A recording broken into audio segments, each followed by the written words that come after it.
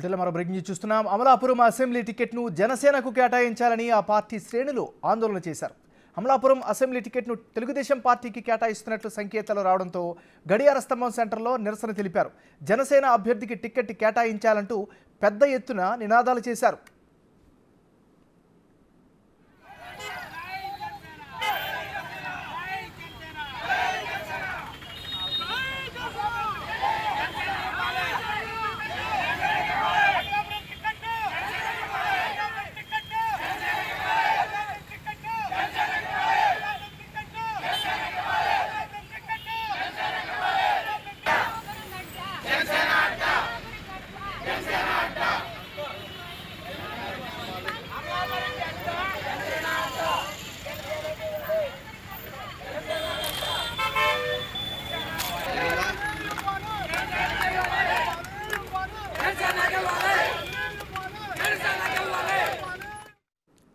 Amalapuram assembly టికెట్ను జనసేనకు కేటాయించాలని ఆ పార్టీ శ్రేణులు ఆందోళన చేశారు.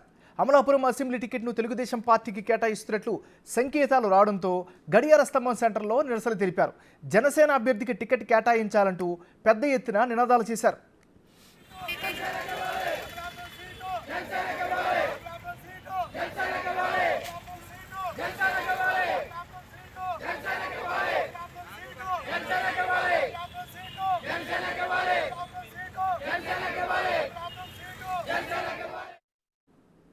ఇక అమలాపురం సీటుకి సంబంధించి మరింత తాజా సమాచారాన్ని అందించేందుకు మా రిపోర్టర్ రాజేష్ ఫోన్ లైన్లో సిద్ధంగా ఉన్నారు. రాజేష్, చెప్పండి, ప్రస్తుతం అక్కడ ఏ పరిస్థితి కనిపిస్తోంది?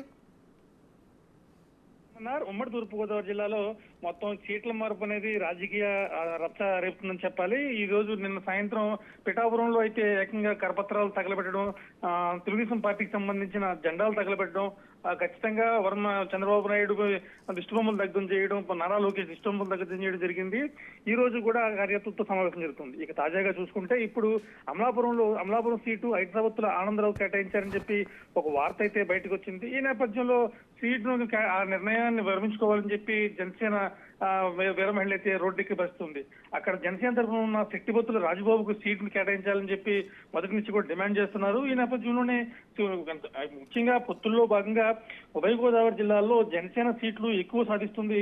అందులో భాగంగానే మనకి 2 జిల్లాల్లో కూడా ఎక్కువ సీట్లు జనసేన అభ్యర్థులకే వస్తుందనేది బయట వినిపించింది. ఈ నేపథ్యంలో జనసేన తరఫున ఉన్న ఇన్ఛార్జ్ అందరూ కూడా పెద్ద ఎత్తున ఎవరికి వాళ్ళు సీటు వస్తుందని చెప్పి ఆశించారు.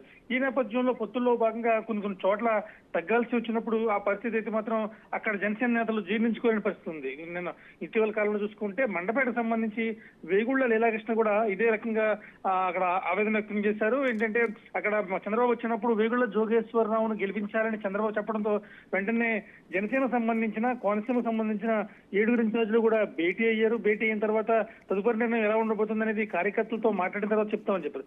అందులో భాగంగానే ఈ రోజు కూడా అమలాపురంలో సీటు చిట్టిపత్తుల రాజబాబు రావడం లేదు, అక్కడ హైదరాబాద్ ఆనందరావు వస్తుందనేది ఐపాక్ అనే సంస్థ, ప్రైవేట్ సంస్థ సర్వే చేసింది. అందులో భాగంగానే టీడీపీ నుంచి హైదరాబాద్ ఆనందరావు బరిలో ఉన్నారనే సమాచారం కుప్పమంటూ ఈ రోజు నుంచి కూడా అమలాపురం పరిసర ప్రాంతాల్లో సంచరిస్తుంది.